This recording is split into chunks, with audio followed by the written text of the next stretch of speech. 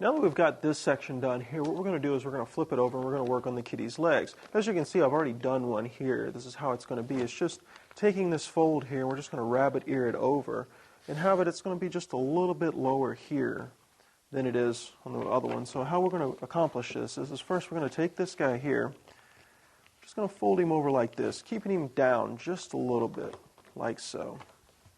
Fold it down. We're going to open it back up and just kind of come back here and fold it this way to give us that secondary curve for our rabbit ear.